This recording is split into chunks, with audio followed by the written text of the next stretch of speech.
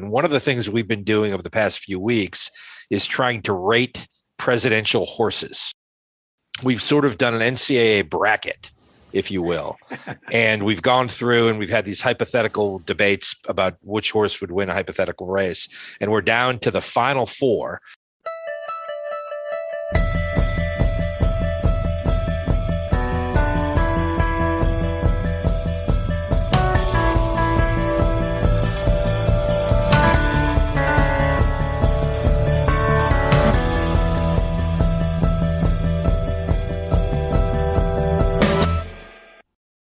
Lincoln acquires a horse in 1849. And horses, of course, are the main mode of transportation in Lincoln's time, so none of this should be surprising. And as a lawyer in Springfield traveling around circuit, he's going to need a carriage horse that can get him around. So he purchases Old Bob. The reason that they call him Old Bob is to separate him from his son, who at this time would be Young Bob, Bob Robert Lincoln. Old Bob replaced Lincoln's former horse, Old Buck. So you can kind of see the convention here that he adopted. You know, we don't know much about the horse. There's a statue of him at the Soldiers' Home in Washington, D.C., where Lincoln spent a lot of his time as resting as president. It was kind of his little Camp David, but much closer. When Lincoln becomes president in 1860, they sell it to a drayman in Springfield. But in 1865, when Richmond, the Confederate capital, is conquered, Old Bob is brought. He's an older horse now. He's not really pulling carriages anymore. He's out in a pasture, but he's brought to make the ceremonial journey to Richmond along with Lincoln, coated in a red, white, and blue blanket. He also will sadly participate in Lincoln's funeral. We don't know the end of Old Bob. It's assumed that he died sometime thereafter. I was interviewed recently on the Intellectual Property Frequently podcast, IP ... frequently, hardy har har. And that is David and Brad. Look, it's a business podcast, so definitely if you're into intellectual property law, you're going to want to check them out. They do talk a lot of politics too, so you're just going to get try to talk on a variety of places, people that will have me, and that's it. I thought they asked me some good questions. Maybe you should hear it, so I wanted to relay that on My History Can Beat Up Your Politics. We also have some good programs coming up. Don't forget about the Patreon, patreon.com/MHCBUYP. to help support the program, get extra content. Leading the huddled masses into the safe harbor of good business practices and occasional time travel. Here are your hosts, the Sirens of Sanity, David Pridham and L. Bradley Sheafe. Don't know much about history. Don't know much biology. Don't know much about science books. I don't think anyone can argue that is an outstanding song. You're probably wondering to yourself, why? Why did we pick Wonderful World? Well, he tells us right off the bat, that being Terence Trent D'Arby, who did record that in the 80s, but obviously was a cover of the immortal Sam Cooke, who initially recorded in 1960. The opening line is, don't know much about history. And if that's true of you, you're going to enjoy this week's podcast. That's right, Brad, because we have Bruce Carlson of the My History Can Beat Up Your Politics podcast. And we're very excited to learn a little bit about what history can tell us about what's happening today and, more importantly, what's going to happen tomorrow. Right on. Bruce, do you want to say a little something about your podcast and what you're doing these days? Sure. My History Can Beat Up Your Politics is a podcast available on Apple Podcasts and all the places. And we use history to elevate, hopefully, the politics of today, political discussion, elevate and inform, provide a little context, a little backstory, and to look at some mysteries. Sometimes we do repair work on some of the history, too, because sometimes it needs it. And we tell a lot of stories and hopefully have some fun. I think the first thing we want to talk about is the concept of history repeating itself, right? Because we're now seeing that we're, a divided country. We're seeing politics really ending friendships and people that are so bitterly divided. What do you think about that? Is it cyclical? Does history just continue to repeat itself? I think, I love it's misattributed to Mark Twain, but it's the line about history doesn't repeat itself, but it often rhymes, because it's never, 100%. Even doing the show that we do, I often have to point out there are new events in history, and you have new types of politicians that come on the scene. Boy, did we ever recently, but it's not the first. I mean, and so particularly that question about the intensity or the bitterness of politics or people being partisan and divided. You know what, though? It's almost always been the case. And one thing that's really clear to me, the more I study, say, the late 19th century in America and our politics, is that if you take away Republican and Democrat, because the Democrats were getting quashed nationally and not winning too many presidential elections, you just had Grover Cleveland for the whole second half of the 20th century. If you take away Republican versus Democrat and you look at what really was the partisan politics at the time, which was intra-Republican, bitter fighting, James Blaine and Roscoe Conkling, once you disagreed with Conkling in a kind of a smart aleck way, let's say, on the floor of the Congress, you never talked to him again. I mean, Conkling and Blaine were two leaders of the Republican Party and would not speak to each other after an encounter in the 1860s. And the one comment I'll always make is, since the presidency was created, there's only been about 2 or 3 elections where it wasn't actively contested by two very powerful and populated parties who wanted that office desperately. It's always been contested. In general, there's a lot of, while there are a lot of extremes, there's also a lot of moderation, and hopefully American democracy still is a good example for the rest of the world, still better than other systems being tried. Certainly better than a lot of countries have. Yeah, Bruce, I'm glad to hear you say that, because I think you're exactly right. I mean, I think that not only have we sort of been here before in terms of, just the heated, divisive nature of politics, but I also believe in the system, right? I mean, one of the great things about a democracy is, so long as you have faith that democracy is being sort of well implemented in terms of there being free elections and properly counting the votes and all those sorts of things, that with a democracy, you get what you deserve, right? I mean, you get what you vote for. And at least in my experience, both David and I are in our early 50s, as David will immediately jump in and tell you, yes, I am 2 years older. But, we've been around long enough to have seen the pendulum swing, and it seems like the American electorate, tends to look at who's in power, decide they're a bunch of clowns, kind of vote the other way next time. That pendulum swings back. It tends to swing a little too far. The American electorate then looks at that and goes, well, geez, that's not what we want either.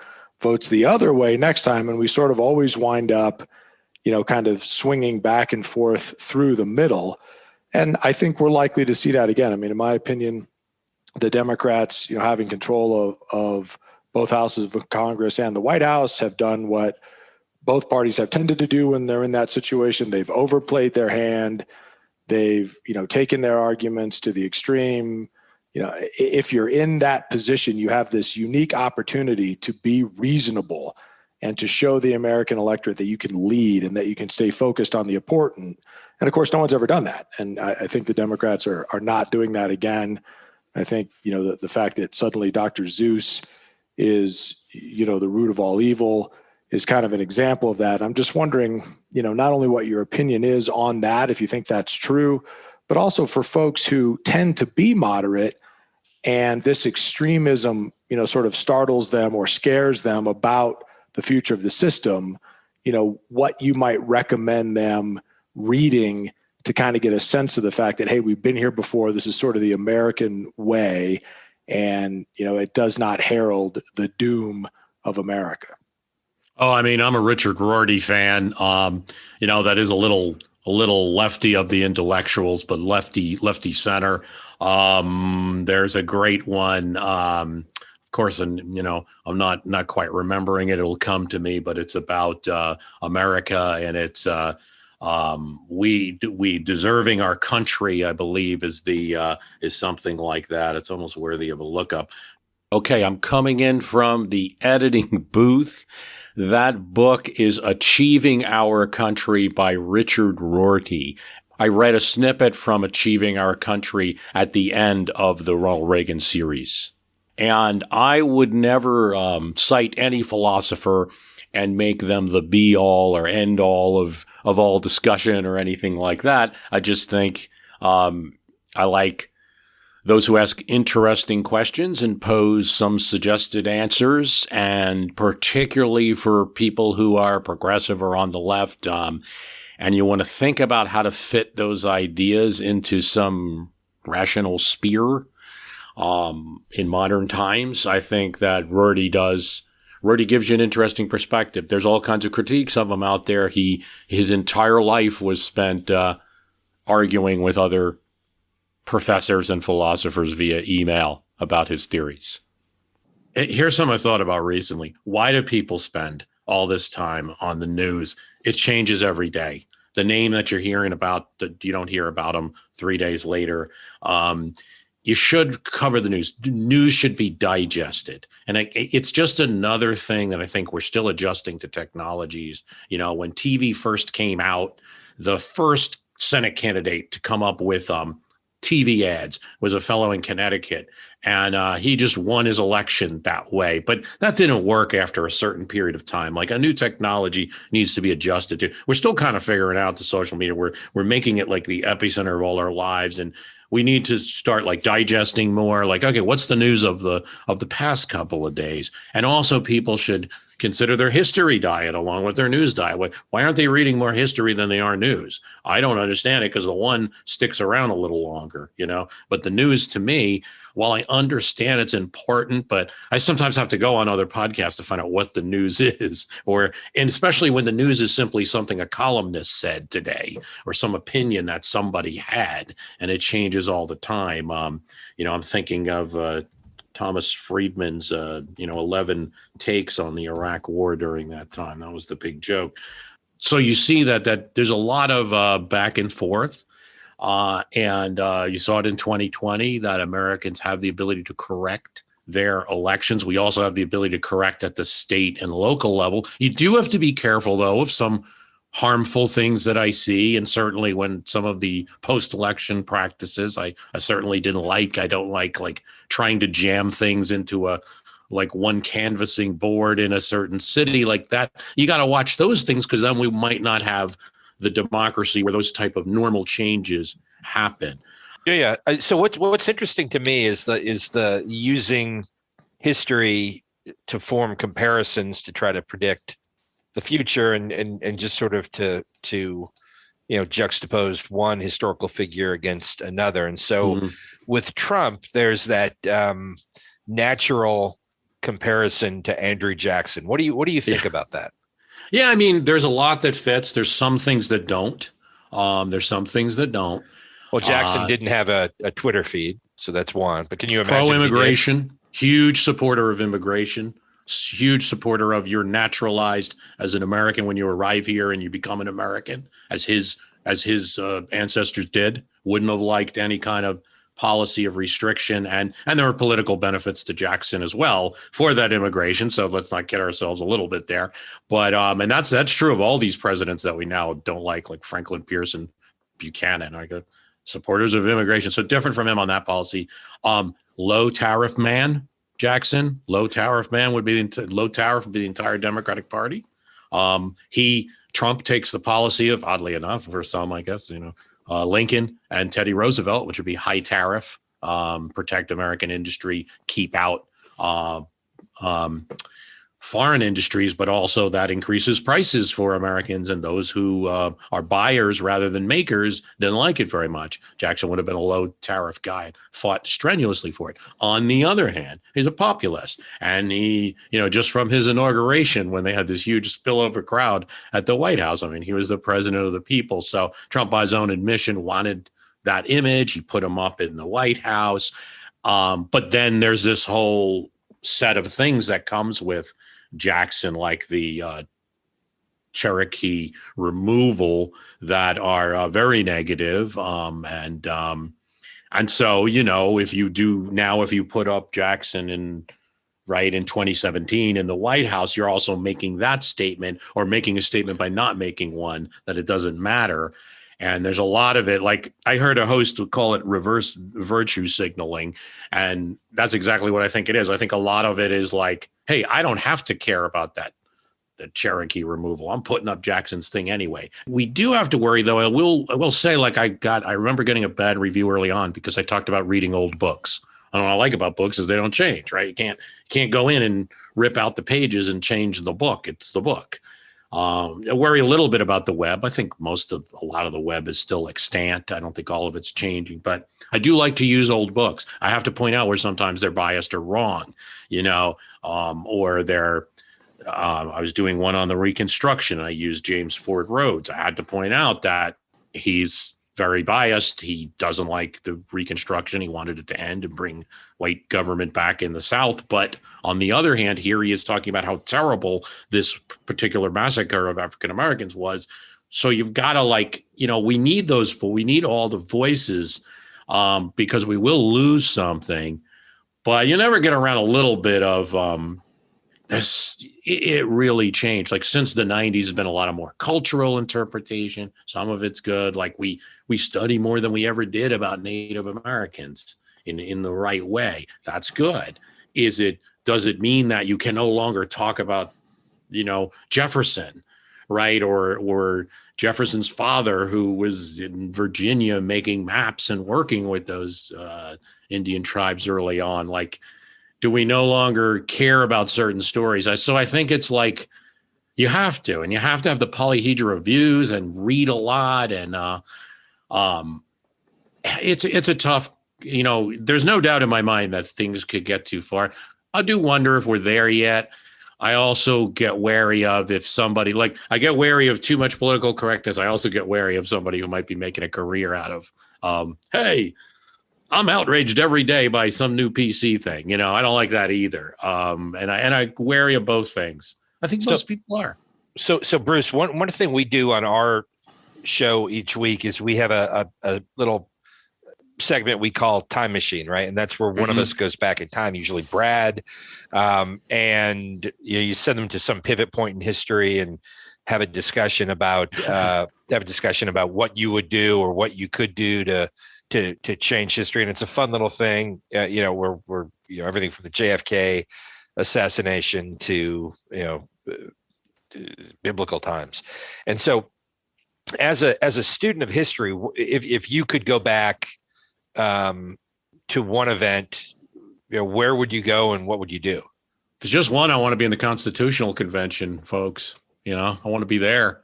To be in Philadelphia with the green room, with the chairs. But time period, I'm really intrigued by the 1920s. I feel like it's the modernizing. It's the decade between the America we know and the one that we don't. It's the modernizing decade, to where if you start going to the 1890s, it's kind of modernizing too, but there's a lot there that we're not even going to understand. Well, the 20s starts to feel pretty, we got cars, we got airplanes, we got trucks, we got, schools, buildings. You got Calvin Coolidge. The radio. More exciting. Let me step in from the editing booth once again. This happens sometimes in interviews, so you don't always hear the question or answer it. I answered what would be like a nifty or cool time to visit. And of course, the Constitutional Convention is it. But the other question was, what would you change? And if I was there at the Constitutional Convention, this will be controversial. Hey, you're going to have your own opinions about it. I'm not going to list like 20 changes to the Constitution, because that's a process. And that's something that's been worked out over American history. But I would simply revisit the amending process I think that the people in that convention were biased against changing the Constitution in any way. They didn't want a Bill of Rights. They didn't want another constitutional convention. They didn't want the state legislatures nitpicking. I get it. So what you have is a document that's really biased against change. 3/4 of the legislature, after a tough congressional vote, is really a high standard to amend the Constitution. And government should be for the president. So how I would balance those two competing things, because you can also make the opposite case that it should be tough to change a constitution. And I would say this: I like how in American history we're sort of forced by this mechanism to have presidential elections every 4 years, no matter what. Congressional elections every 2 years, no matter what. So add in another no matter what. Every 25 years, there's an automatic constitutional convention. I would still have a high bar, but I would make it 2/3. So the states meet every 25 years. There's an opportunity to change the Constitution. It is 2/3 of the state legislatures that have to agree to a change in the document. And that way you're getting something that's a little more relevant, but still difficult to change. You want to meet me halfway? Fine. Keep it 3/4. But just make the introduction of constitutional amendments something more automatic, like the result of state constitutional conventions that are automatic at 25-year intervals, and then still keep the 3/4 for passing them. Because it's really hard to pass constitutional amendments. We've had very few. Last one's 1992, and it's something that was started in the 1700s, that 27th Amendment. The other, I guess I can't just pick one. There's so many moments in time that you'd like to change. I would really would love to be able to change something involving Reconstruction and Andrew Johnson. And I think if you were able to give African-American people a chance with an extended Reconstruction and federal protection and Freedmen's Bureau period in the 19th century, America would be a much better place. Yeah, again, my opinion. That's what ifs are about. That's what they are. And here's another question. So one thing we debate a little bit about are we find these little quirky things in history and we talk about them. And one of the things we've been doing over the past few weeks is trying to rate presidential horses, right? Now, I know that it sounds a little out there, but people love it. And so we've sort of done an NCAA bracket, if you will. And we've gone through and we've had these hypothetical debates about which horse would win a hypothetical race. And we're down to the final four. And the final four are George Washington had a horse named Magnolia. Let's see. Jefferson had a horse named Carcatticus. Abe Lincoln had his horse Old Bob. Yeah. And there's a horse that William Henry Harrison rode in his ill-fated inaugural, right? A white horse that no one, people call it Old Whitey, but that's actually the name of Zachary Taylor's horse. So there have been articles written about how people don't know the name of that horse. And actually, a fun fact about that inauguration was John Quincy Adams was there. And he said, just the look on the face of that horse sent a chill down his spine. It was the meanest looking horse he had ever seen. And so, those are our top four, final four horses. Do you have any good presidential horse stories? Not sure I do. I'm not thinking of a president's horse. Okay. I believe it was James Monroe who got into a little bit of trouble for accepting a horse from the King of Spain because of the emoluments clause. So that was James Monroe. Sort of his checkers moment. Yeah, exactly. We're keeping it. But there was no scandal though with that one. I think Congress generally has been like, the little gifts are okay. Watch the big stuff.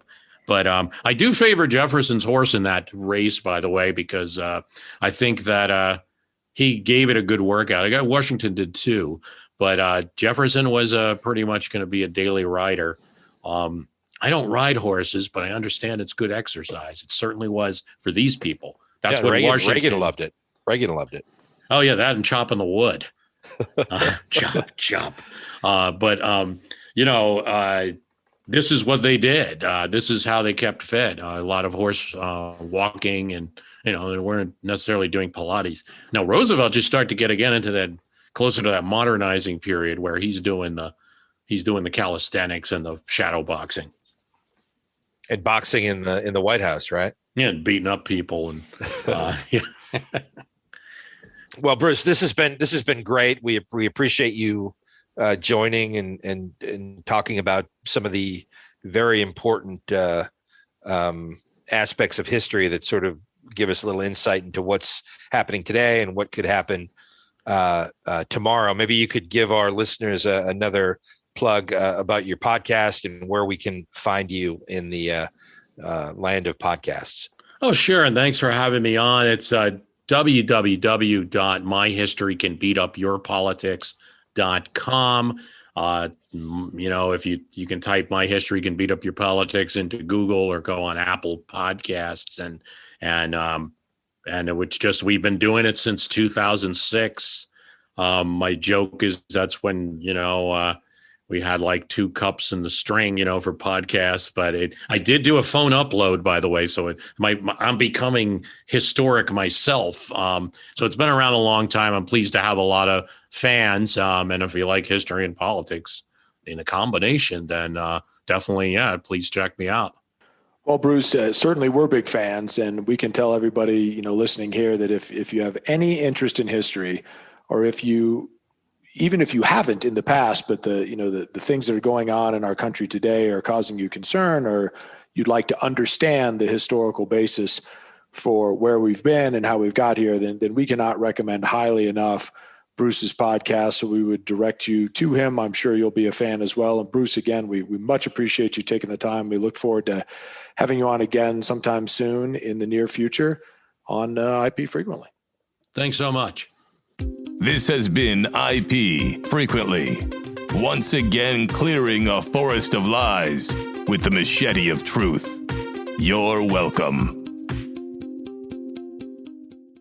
Here's how you find David and Brad's podcast, IP ... frequently, https://anchor.fm/IP-frequently, or Twitter at IP_frequently. Check them out. If you go to the @myhist Twitter, I'm going to have a link to where I'm on their show if you want to check them out.